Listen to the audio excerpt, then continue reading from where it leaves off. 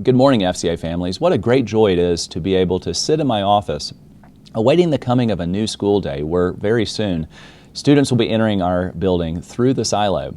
And over the course of the From the Silo series, we've routinely referenced this silo as a reminder that when students come to our campus, that we are storing up in them, we are laying a foundation for when they will step into the world, that they will learn to see all of life, all of their learning, all of the information that they've gained along the way, all of the skills, that they would be able to see that through the goodness of the gospel. And we've revised our vision statement with language that is consistent with that desire, that we want our students to be able to engage the world bravely, to have that level of confidence, to be brave as they step into the world. We want them to be able to do so, but we know that in order to do so, they have to actually understand the world. There has to be that equipping so that they can engage the world into which they will go. Over the past semester, most often we communicated from the silo episodes on a 2 to 3 week basis.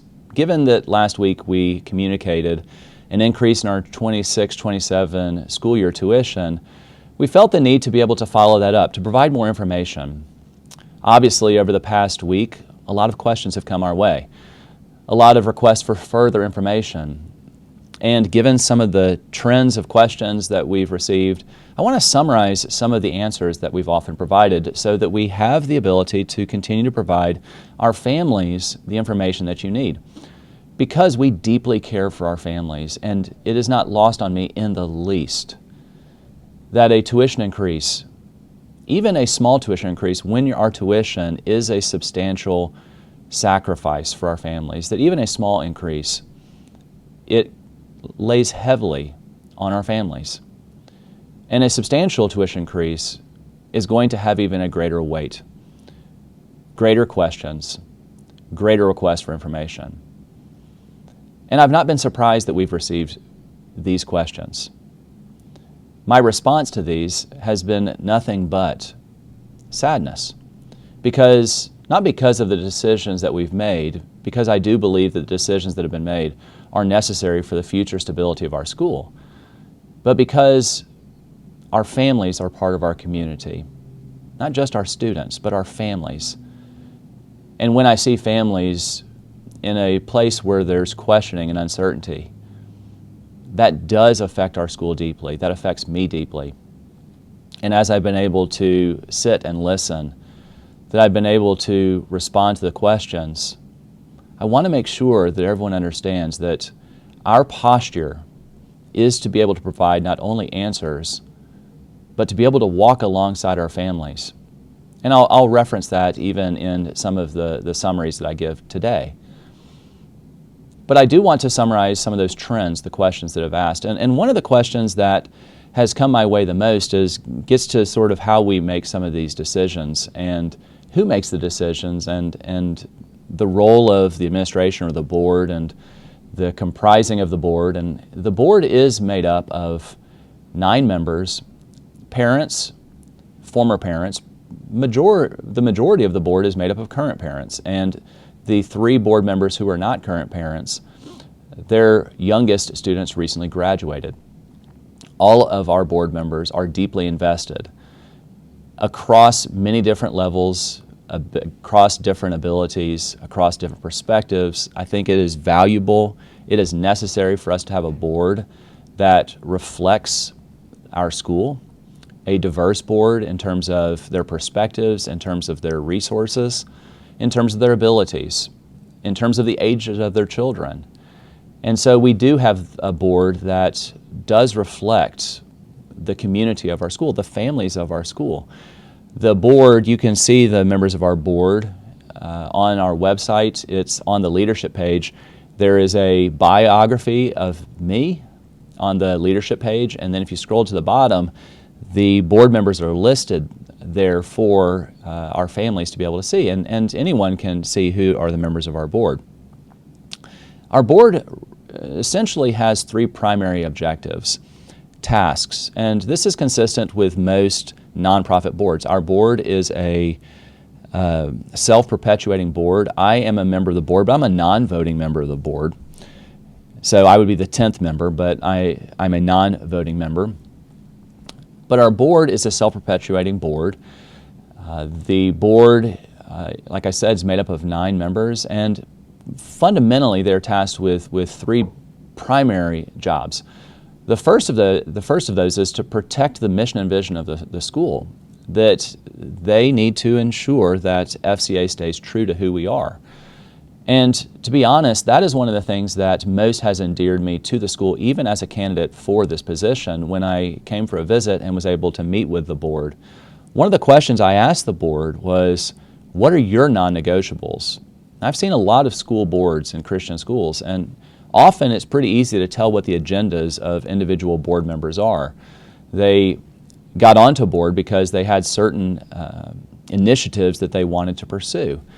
So that was one of the questions that I felt strongly about, wanting to know what are our board members' personal, individual non-negotiables. What are those things that they would say, I would close the school over? And going around the room, it was so important for me to be able to hear that we have a fully aligned board, that what they held most dearly are the very things that I hold most dearly. And that is one of the things that most attracted me to FCA, that our board, going around the room, what they valued most was the discipleship of our students. Of course, our board cared deeply about the operations of the school in a healthy way. But far more important, and it was obvious going around the room with the board, as I heard them tell what they cared most about, that they care more than anything else about this community, about the community not changing, about us staying true to ourselves. And what that is a community committed to discipleship above all else, that our students will know and love Jesus. So first and foremost, our board is committed to protecting the mission and vision of our school, to upholding that. Right behind that is to ensure the financial stability, the future financial stability of our school. They have fiduciary responsibility. They are tasked with that as a nonprofit board. And that's a primary reason why boards are often sort of the front line of making decisions about tuition, because more than anything else, tuition affects the overall budget and stability. So tuition setting is a routine commitment and task of a board. Boards typically do not get in, and actually it would be unhealthy for a board to get into the operations and curriculum and teacher hiring and all those kind of things. The board actually only hire one person. It is me, the head of the school. And that's their third primary task. First task is to protect the mission and vision. Second task is to ensure the financial stability. And third is to evaluate and support the head of the school. And so the conversations that the boards typically have, it starts pretty much right away at the start of the school year. Around August, there's an understanding we need to start asking questions about budget, because the budget is always approved and finalized in the spring semester, and then we start the new school year, and we start looking at the budget, and we begin asking questions about what is the budget going to look like this year, where are we, looking at cash flows, and also starting to consider those tuition questions. And typically entering into late fall is when there's far more of a deep dive into the budget and looking at what are the needs for next year, and a tuition is set. So that's kind of how boards, in terms of structurally, but yes, board members are often ones that are on the front line of doing the tuition setting. Now, one of the changes that we made for this year, and I think this is important and it's a big part of the conversation.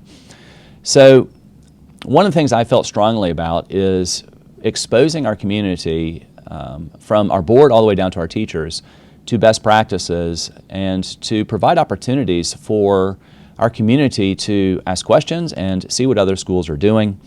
And so we have been deeply blessed by a relationship that we have with the Herzog Foundation, which I believe is the single most important organization to the furthering of the Christian schooling movement. What the Herzog Foundation is accomplishing, I have never seen before in my 20-plus years in Christian schooling.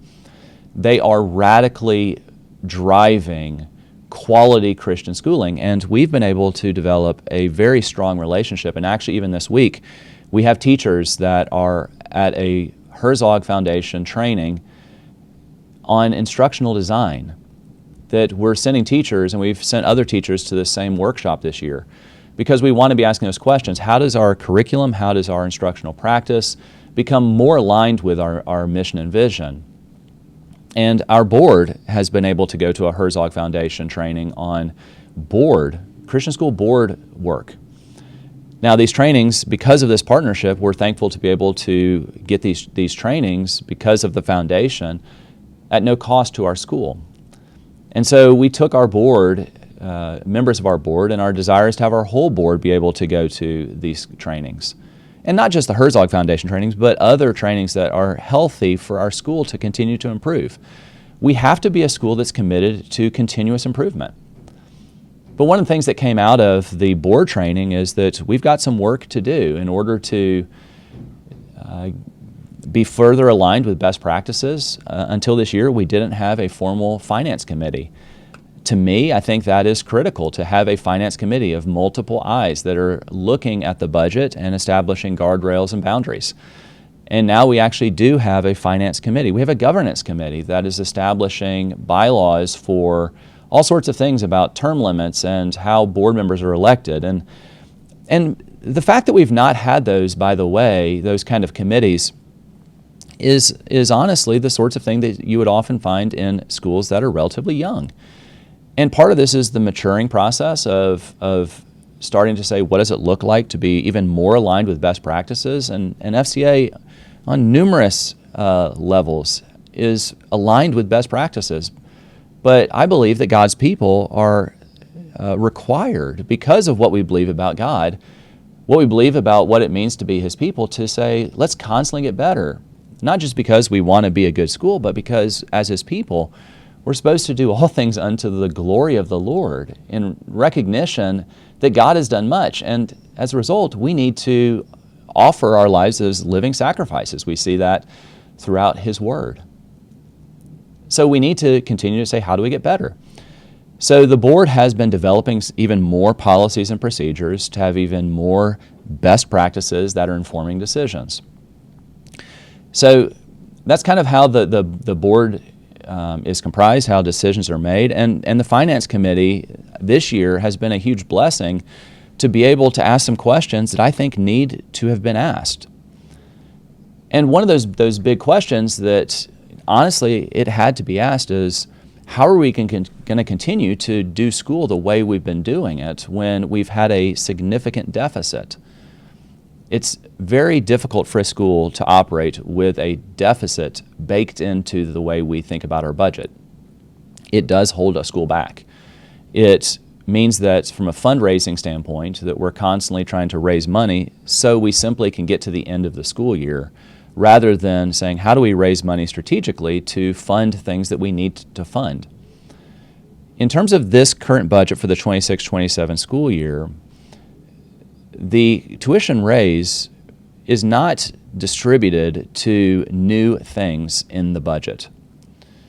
I did reference a few items here and there, for instance, having devices for our older students so that we can promote greater security, greater consistency, that we can have a more healthy engagement with technology on campus.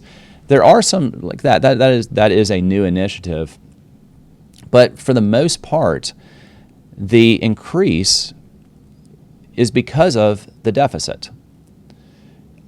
If you look at the budget and some of the budgetary numbers that we provided, what you'll notice is that our expenses for this upcoming school year are going up roughly 2.5%. And that's honestly what you would see in a lot of schools, that on a given basis, that tuition will go up between 3.5% and 5%. Well, this upcoming year, our expenses go up about 2.5%. And if a school has a balanced budget, that gets passed on to the tuition. If we had balanced the budget last year, if we didn't have a deficit coming into this year, our tuition increase would have been roughly around 2.5%, because that was the increase to our expenses. And if our expenses go up 2.5%, and there is a direct link between our expenses and our tuition setting, then you should be able to expect for our tuition to also go up 2.5%. So expenses go up typically 3.5%. As a result, tuition typically goes up 3.5% to 5%. But there has to be a link between the two in order for those things to work. And one of the questions that we've received a fair bit of is, can the school guarantee this not happening again? Well, it's very difficult for us to fully guarantee, not knowing all of the variables. A few years ago, inflation, the rate of inflation threw all of our schools off. But it's very difficult to predict tuition increase in a guaranteed way. But I will say this, it's impossible to do it if you don't have a direct link between your expenses and where you set your tuition. Our desire, and I said this in our last video, is to be able to provide greater hope and to be able to say that here is our plan. I love the idea of a 3 to 5 year plan where we can say, based upon what we are estimating, most likely this is what the tuition increase is going to look like. And it should be around 3.5% to 4%. That's roughly where it should be. But we can only get there if we aren't having a deficit that is baked into the budget. And so the bulk of the tuition increase wasn't allocated into different areas of the budget. It merely was looking at this deficit and saying we have to make sure that the tuition funds that, the whole budget, not just a part of it. And I've gotten some questions about, well, could we potentially have frozen our current family's tuition and passed on that increase just to new families? Well, given seniors that graduate and how many spots that you anticipate you're going to be able to have open for next year in just real numbers, if you look at the gap between this 25-26 school year with our operating costs and our revenue, it's a little more than $1 million. We're anticipating roughly 50 to 60 slots for next year. Passing on the gap, that increase, to just 50 or 60 students, you're now talking about a tuition for those families of well over $30,000.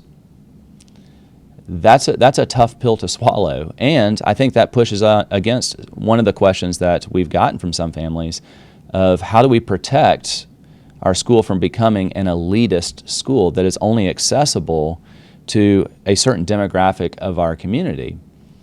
Well, I think if you price your tuition that high for certain people, you're even further limiting who has access to the school.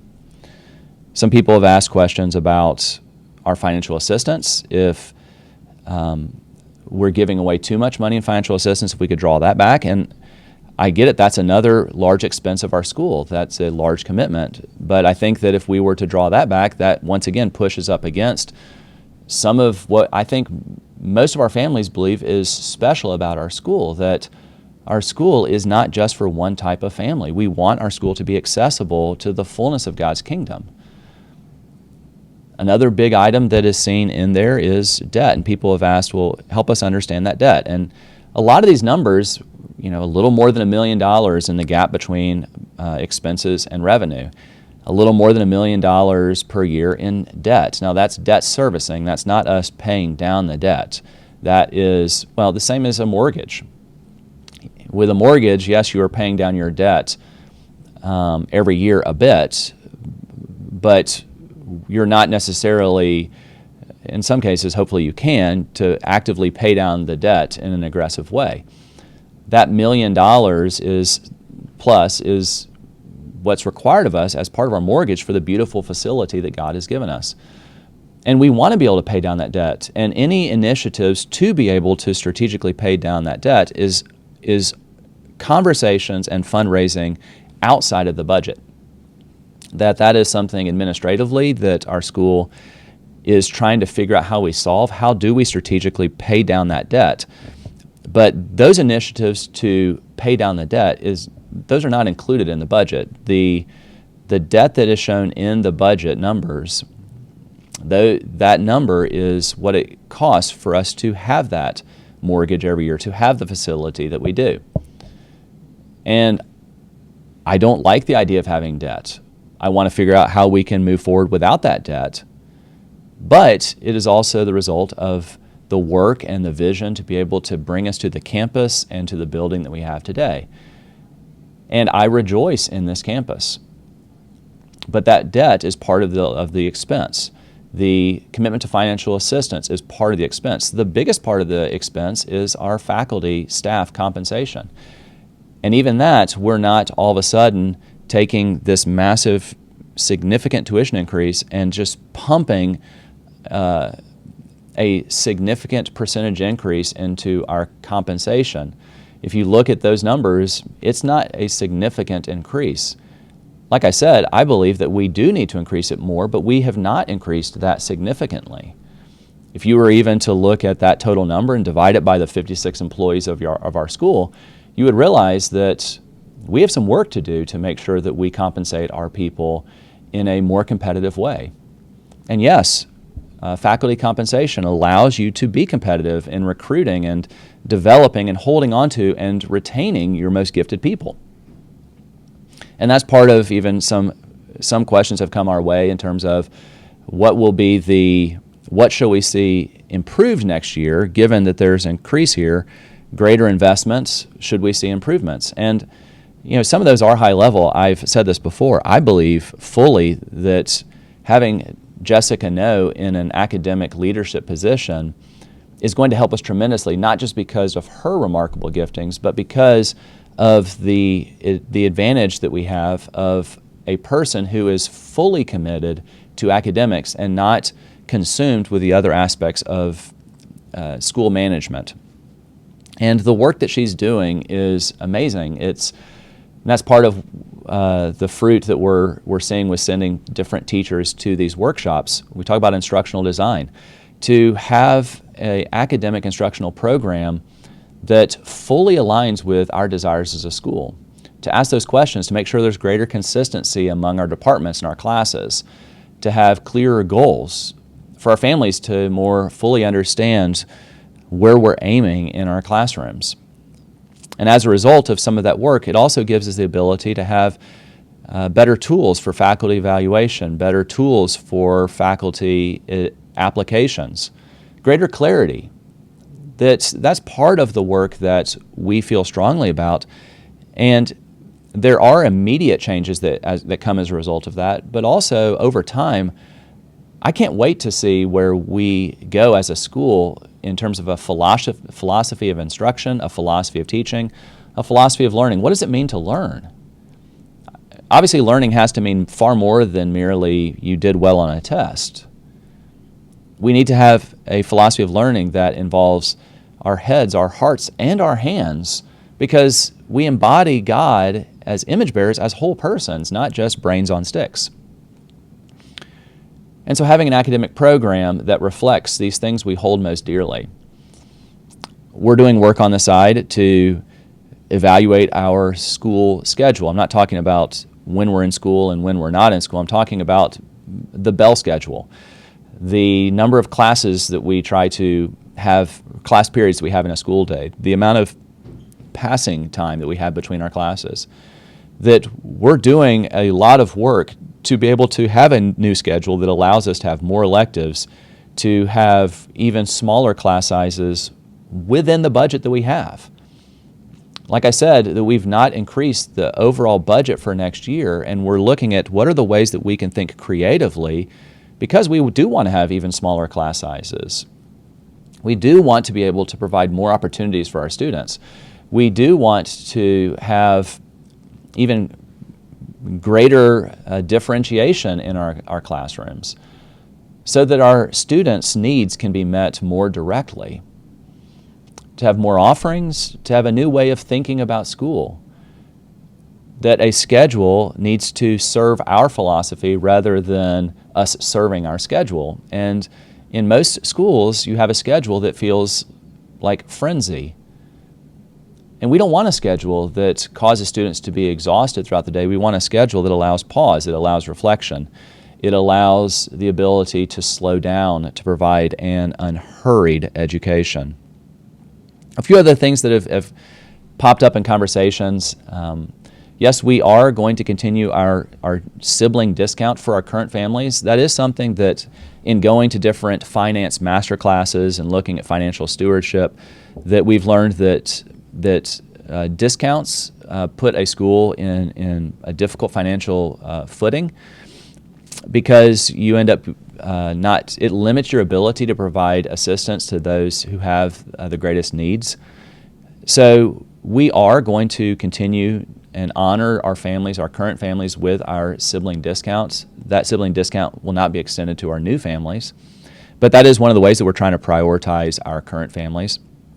Also, people have asked about the deadlines and the re-enrollment deadlines. It's all part of a system that on some level our hands are tied by, because there are, as private school here in the Nashville area, the new student admissions season, it comes on us quickly.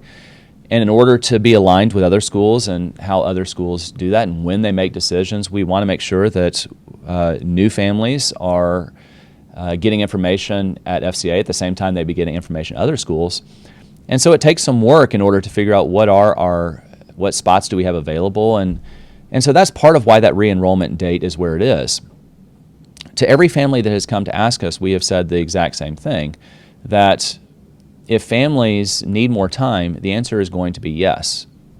If a family were to say, can we wait until we find out whether or not we get the EFS funding? Of course. If a family were to re-enroll and then not get EFS, and your decision to re-enroll was based on that, of course we would refund that, because we understand that there are decisions, there are factors that play into this. And the statement of reaching out to us, if you need more time, if there are questions that you still have as you're trying to make decisions, reach out to us. Let us know what information we can give you. And I know that, like I said, there are various variables, like the EFS, like a financial assistance award, and even financial assistance. Our desire, like I said in the video, is for us to be as generous as possible. I have said routinely that I think that God's people should be radically generous. I don't think that's just in terms of giving to missions and churches. I think that's how we think even about the way we structure the financial assistance model of a school, for us to be generous. And for our families, and I know some families say, well, we're not going to qualify. My response is, give us a chance to try to be generous, to reach out to us. In joining this school, I have been so deeply thankful as I've listened to an administrative team that routinely errs on the side of how can we be generous, how can we walk alongside families. Give us a chance to be generous. Give us a chance to know how we can walk alongside you. There are some boundaries in place. The Athletic Association, the TSSAA, provides limitations on us. We have a third party that we do go through for determining financial assistance needs. But even with that, there is the opportunity to write a narrative to provide additional context. It's not just numbers, and we don't treat our families nor our students just like numbers. And so you could contribute, or you could provide your financial assistance application, and in that, in addition to just the numbers and the financials, there's an opportunity to say, but here are our real challenges. And a lot of times these third parties, they don't calculate the cost of living regionally. The Nashville, Franklin area is an expensive place to live. And families that have multiple children in private schools get hit with these pressures, and there's opportunity within the narrative, the additional context you can provide, for us to figure out how we can walk alongside you given the challenges that your family has. Because of the TSSAA, they require that we do use a third party.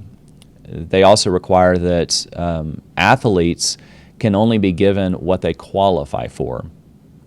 There's, I think, some pretty obvious reasons for that, because private schools notoriously have recruited and given athletic scholarships, and in order to stifle that, the TSSAA says you can only give what a family qualifies for, and we are committed to honoring the boundaries that are put in front of us and not skirting that. And so there are some boundaries for high school athletics.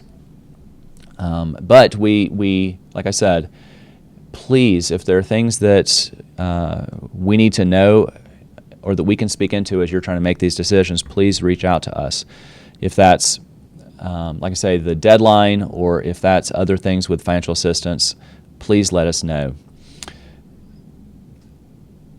I've often said that there are only so many different things in the conversations we've had that a school can do to right size the budget.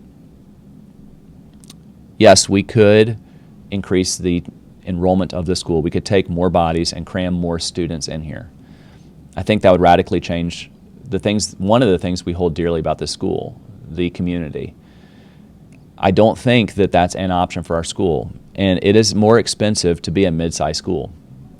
And there are other schools, and yes, we have paid attention to what other Christian schools in the area are charging. That is one of the variables that the board did look at. I think there's a big risk, though, to setting tuition based upon what other schools are charging. I've seen schools before say, well, we can raise tuition a fair bit, but we're still not as expensive as those schools. I'm like, that's not a reason necessarily to raise tuition, just because you're not as expensive as the other schools. And we're not. FCA continues to be in the middle. We're not at the top of the Christian school tuition price points. We're also not at the bottom. We're in the middle. And we're aware of the other schools in the middle. And actually, I know some people say our closest competitor. I would say our closest sister school. But even our closest sister schools, what we've noticed with even the one that is probably most close to us, and not just locationally, but also in terms of the size of the program, they raise their tuition at a higher percentage than we did. We know that, but even that is not something that we would say, therefore, this is justified. I think schools need to set tuition based upon what it costs. Now, obviously, it's good to be aware of what other schools are doing, but we need to charge what it costs. And I've seen schools say, well, we need to price our school around what the other schools are doing. Well, every school context is different. Some schools are subsidized by churches. They didn't have to pay for their land. They have a larger student body, and so their operational costs get spread among more people. Each school has a different context. And I think that schools need to be aware of that so that we can have honest conversations with our families. But we need to be disciplined and set a tuition based upon what it actually costs. And like I said, our desire is to do the hard work to charge in tuition what it costs to run the school so that we can have certainty, we can have confidence to be able to say to our families that this is going to allow us to have a more direct link. And so when we look at expenses and we anticipate with insurance costs and utilities costs, and obviously you're going to have those increases, but we can predict those far better to then be able to say, and here's what it's going to cost given our enrollment to be able to run the school. That does give us greater security long term, and it does give us the ability to think more strategically about what's next. Yes, we do need to pay down the debt. Yes, we do need to solve the deficit. But in order to be able to look to the future and to be able to have, facilities that provide the opportunity to further align our curriculum, to further provide the things that we desire to provide, we need to be able to do that fundraising work. And that kind of fundraising work is one-on-one conversations. It's really not in fundraisers, and I'm thankful for fundraisers. They're community builders, honestly. To me, yes, they do raise some funds, but they also build the community. Significant fundraising is done through ongoing conversations, regular touch points with donors, and even those that have said, well, it seems to us like that this, rather than passing on the full cost to us, the school should have raised money to bridge that gap. That creates donor fatigue, that schools get into this trap of every single year having a really high annual fund so that they can finish the year in the black and be able to make payroll. And I've been around those kinds of schools, and it creates great stress not only on the administration but on the teachers, which trickles down to our students. There's fear of, will we have to cut teachers if we don't meet our annual fund needs? It creates donor fatigue. And you get to the end of the year, and if you were able to make it all the way to the top of that thermometer and you raised all the money for the annual fund, you then just start it all over again the next year. I think it creates weariness, and it also creates instability in the way we think about budgeting and tuition. And that's a large part of why the tuition increased for this year. It was a desire to move beyond that practice, to have greater predictability, a greater stability, so that we actually can provide for our families a greater level of confidence in terms of where we're going. I fully hear our families that are saying and asking this question, when is this going to stop? And some people have sent me emails saying at this rate it's going to be this price point in 5 years, and I fully understand those fears. I don't want our school to become a school that is only accessible to a limited part of the Nashville area. It's not good for our school. So part of accessibility, yes, is providing strong financial assistance, but another part of accessibility is doing the hard work so that we can keep tuition where it is, which means that we need to look at our processes, we need to look at the various areas where we can be more efficient as a school. And I think it's even remarkable that we were able to create a budget that is only a 2.5 increase. That is, it is lower in terms of the operational cost. That is a lower increase than you're going to see at other schools. We did that trimming work so that we didn't have to raise tuition even more, because we understood the realities of this increase. And so we wanted to be able to get to the point where that increase would pay for that gap between operational costs and what our revenue is, and try to limit what that operational cost is as much as possible. I deeply appreciate the many hours that the board has put in. Our finance committee, headed by Gary Bell, our head of finance and operations, Todd Harmon, and the great work that is being put in and will continue to be put in.